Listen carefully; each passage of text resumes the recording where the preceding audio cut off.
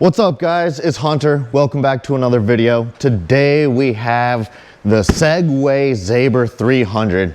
Just showed up, got it from our guys over at Outdoorica, so big shout out to them for taking care of me and getting it in my hands. So today's video, we are gonna unbox this thing, assemble it, and maybe give it a little test ride and see how it goes. So stay tuned to the end of the video to make sure this thing rides like we think it will. First things first, let's open this box and see what we got.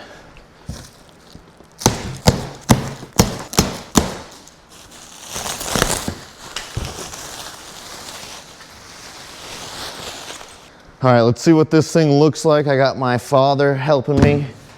Let's do this thing.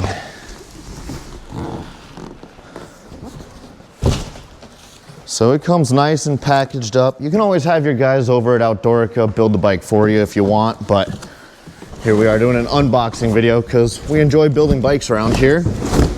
All right, so basically have it all unboxed. Right here we have a box with the battery charger and some parts and stuff. So let's probably start with this. I think we're gonna need to open this box first.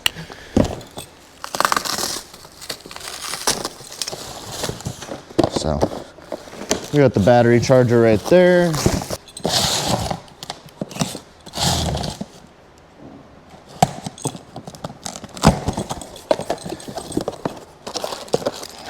So bar mount, spring adjusting tool right there, foot peg, instructions, the fork guard that's not clearly on there at the moment. Should be pretty easy to do this real quick. Let's open up the foot peg and see how this looks.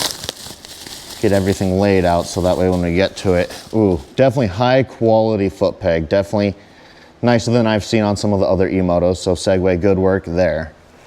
First impression of the foot peg, real good. Bags of screws, bar mounts, axle blocks it looks like. And let's just open the directions while we're here. So I'll probably do some reading on this once we kind of get it assembled and see what we need to go through. But for now, we're just going to continue building it. It just basically tells us all about the machine. And here we have the battery charger. Let's see what that thing looks like. All right, here's the battery charger. Pretty simple. Just looks like every other battery charger out there for e-motos. Let's get the wheel disconnected from right here. So on this bike, it comes with a 19 front, 17 rear. We're still kind of waiting on the e-moto scene to get on the game of a 21 front, 18 or 19 inch rear just to stay with the true dirt bike specs, but this is still gonna be fun. I like that it has two different size wheels, so it should perform pretty well out in the enduro situations we like to go. All right, handlebars. They do package this thing nicely for shipping, so you don't really have to worry about it getting beat up in the mail. And right here we have the nice LCD screen that'll mount up on the bars. All right, so I think to make life easiest at this point, I'm gonna connect the handlebars to the bike, make sure we're good there. All right, so now we're getting to the point where we wanna mount the bars to the bike. Got everything kind of laid out, figured out what bolts go where. So definitely get your mind wrapped around where you're gonna start putting the bolts that came in the bin. So now I'm gonna come over here, I'm gonna grab a GoPro, let's get a little closer angle of all this stuff. Right here, we're gonna find probably, it's a 6 mil for the bars. So let's start there. Let's get the bars mounted up. Grab the parts we need. As you start, just get them started in there. It'll make your life easier so that way you can get the bars exactly situated before you're tightening down all 4 of them. And you'll kind of see how self-explanatory this is when you're doing it. I'm obviously self-filming it, so it's a little tough in here, but hopefully this GoPro angle I just put on the seat helps. So obviously we're gonna go back and adjust these bars down the road to get the proper angles and all that, but we wanna get the wheels on too to really get it figured out. So right now I'm not torquing anything to spec. I'm just getting it where I can get it up off this crate, be able to move it, charge it, and then we can go for our first ride. So a 5mm Allen key to install the screen. So come up here, toss in a bolt. 1, 2. It looks like they gave us some extra bolts too, so if you were to happen to strip one, you're not gonna have to source a new one right away. You can at least get it going, or if you forget to tighten them up, torque them down. So it's about 95 degrees here in the barn today. It is hot, but I'm excited to get this bike built, so here we are. Thanks for watching. If you've made it this far, so definitely hit the subscribe button. I appreciate it. Every little bit goes a long way. Let's go to this front end. I'm gonna want to probably disconnect that, and then we're gonna be pretty loose, I think. What do we have? Yeah, that's the only thing holding us on at the moment. All right, so let's do the foot peg, drop that out. So it looks like right here, it's gonna be a 14mm. Make sure you have these few tools ready to go, so when you wanna take it apart, you're not digging through your dad's unorganized toolbox. I'm working on trying to get my dad tools situated, but I brought this little Husky toolkit around for probably a good solid 10 years and still have everything to it, and it's working great. Make sure you're holding the bike because it's gonna wanna tip over as you're releasing this. And if you were wondering where the front axle was to the bike, it's in here. All right, now it's balanced on the stand. I can kinda slide this wooden box it came with up out the way. We got the Segway up on the motorcycle stand. Let's get this front wheel on there first of all. All right, so we're gonna wanna loosen up some of our fork clamps down here, axle bolt clamps rather. Oh, they had that in there tight. So the forks were pinched together for sure during shipping. So we got a little brake separator for shipping, so make sure to remove that. Any grease is better than no grease, so try to find something that works well. Front wheel going on. So wheel in, axle through.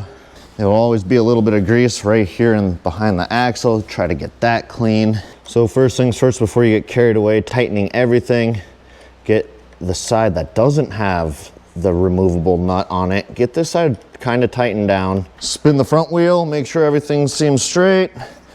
Seems good. Now, you jump to this side and it looks like it's going to be an 8mm. 8mm, tighten this down as much as you can by hand. Nothing crazy. You don't want to pinch your fork, so you don't need to go crazy tight because you want to be able to undo these if you ever get a flat tire. If you have them too tight, you're going to strip them out and be having a worse time. So what they say, good and tight. Don't overdo it. Come back, make sure these are snug. Definitely can get a couple more turns on them. Now you go in and tighten this one. Good and tight, like we say. Now that we're on this side of the bike, let's go ahead and do the fork guard that came not on the bike from shipping. And on this bike, it comes with Marzuki forks and shocks. So pretty well-known brand in the industry. So you're not getting some cheap suspension on this bike. Actually is a name brand bike. Now we need to connect the rear shock bolt that they came because it was all shrunken down. So this will be easy. So right here on this backside, you're going to put this bolt through right here to set up the rear shock. You can see it from this angle. Now you put the nut on the back side. All right, nice and tight right there. Let's go. I'm starting to sweat. It is hot in here. Definitely dripping sweat. It's all right though. We need to get this bike built. We got the bike on the stand. I'm just gonna go ahead and lower it off the stand for now. We got the wheels, the suspension, all connected. So we're good to go. It's a rolling bike. Let's get it on its natural kickstand. Let's do this other foot peg on this side. Grab your foot peg, grab 2 bolts. These foot pegs really nice and tight. You do not want these things rattling loose. Also, make sure you have the right size Allen key. You do not want to be rolling out the inside of this. This is an important bolt. And after we ride it for a little bit, we're gonna definitely want to go through and check every bolt just because that's the way things are and things come loose over time. I don't think that took very long. That might have been an hour setup right there. So here we have the fully built Segway Xaber 300. This thing is turning out to be super sick. So one thing I noticed when I look at it, the wheel size looks a little on the smaller side for how built the rest of the bike is. So as soon as I get a little more time on this bike, I'm gonna upgrade this front wheel to a 21, and I'm gonna upgrade the rear probably to an 18 if there's enough room for me to work with there. But other than that, it looks super good, unbelievably crafted. It doesn't look so narrow like your other e-bikes. From this angle up here, nice and wide, the seat's pretty beefy.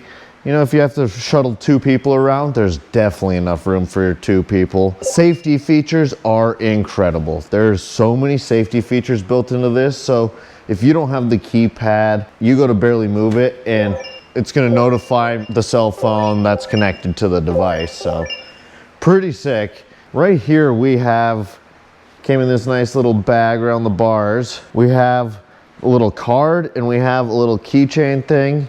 And right here is a set of keys to open up the seat, which is right here. I'm gonna just click it on.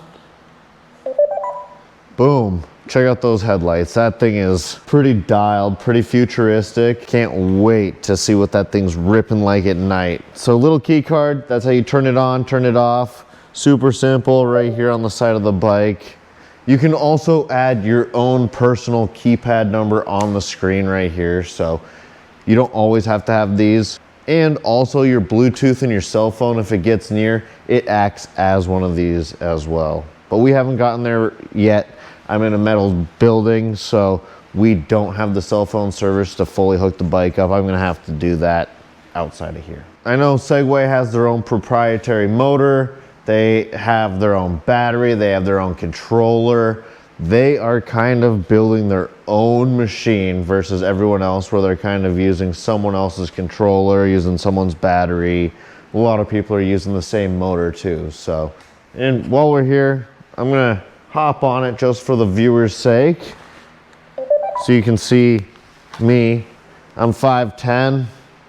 It doesn't feel so little actually. It feels pretty good. Boom. So also one of the fun facts about this, it does have an E-clutch, so you're gonna be able to wind up that gear and really run right there. So yeah, you have forward and you have reverse. That is crazy. We're gonna have to do some challenges running in reverse. So we have half a battery, 47%. This is gonna be super fun. I cannot wait to get this thing out there. It does not feel like a little bike just looking at it right here. I know it might look like it from that angle with the smaller wheels, but from right here, it doesn't look that little. Maybe a small little fender. That's all right though. You want it compact, but the way the bike's sitting underneath me, it feels good. So I really hope you enjoyed this unboxing and build video. I'm super stoked to get my hands on this bike, get it out on the trails.